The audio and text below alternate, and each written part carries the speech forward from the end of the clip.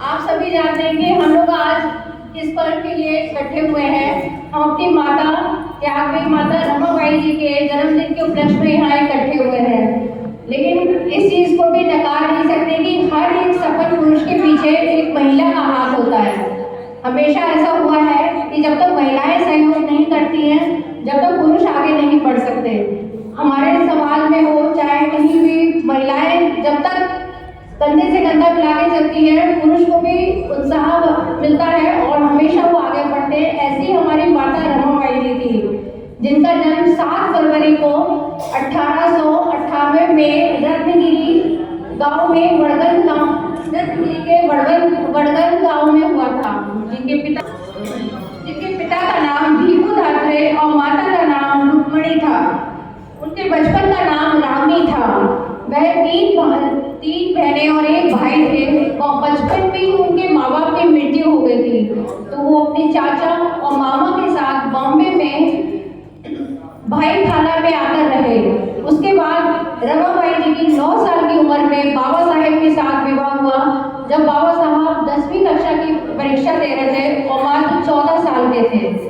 उसके बाद वो बिल्कुल अनपढ़ थी, लेकिन बाबा साहब ने उन्हें इतना पढ़ना लिखना सिखाया कि जिससे वो अपने हस्ताक्षर कर सकती थी।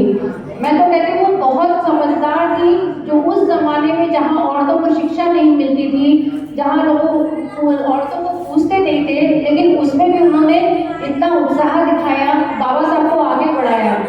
एक बार उनको बाबा साहब लंदन में थे, वो उनको पैसे देके गए। रमाबाई जी ने वो पैसे घर के खर्च में खत्म कर दिए, तो उन्होंने सोचा अब कैसे होगा। उन्होंने 2-3 किलोमीटर दूर जाके गोबर लाके कट्टे थोपे। उसके बाद उसको बेच के उन्होंने पैसे बचाए भी और घर के खर्च में भी इस्तेमाल किए। जबकि महिलाएं उनको ताना भी मारती थी कि बैरिस्टर की बीवी होकर गोबर ढोती है, तो उन्होंने बड़ा सुंदर सा जवाब दिया कि बैरिस्टर की बीवी हूँ, लेकिन अपने घर के काम में मुझे कोई शर्म नहीं। मैं अपने घर का काम कर रही हूँ, मेरे को इसमें कोई बुरा नहीं लग रहा है। एक देखिए बैरिस्टर की बीवी होके आजकल हम लोग जरा सा उठ जाते हैं तो कहते हैं अरे हम तो यहाँ हैं, हम क्यों करेंगे काम। लेकिन उन्होंने बहुत कुछ सहा। उसके बाद उनके दूसरे पुत्र गंगाधर की मृत्यु हुई, तो उस समय भी लोगों ने कहा कि इसके ऊपर एक कपड़ा डाल दो, लाके नया कपड़ा डाल दो। तो उन्होंने कहा नया कपड़ा नहीं, उन्होंने अपनी साड़ी में से फाड़ के उसका शरीर ढक दिया। देखिए कितना त्याग उन्होंने दिया है। और इस त्याग को हम अगर समझेंगे तो मैं सोचती हूँ कि हमें सबको बाबा साहब और रमाबाई जी को बहुत बहुत ऋणी है उनके, जो उन्होंने आज बाबा साहब को इतना आगे बढ़ा दिया कि उन्होंने पढ़ाई करके हमारे महिलाओं के लिए संविधान लिखा, और उस संविधान से हमारी महिलाओं के लिए कितने अधिकार हैं। इसलिए मैं उन दोनों के लिए एक ही बात कहूंगी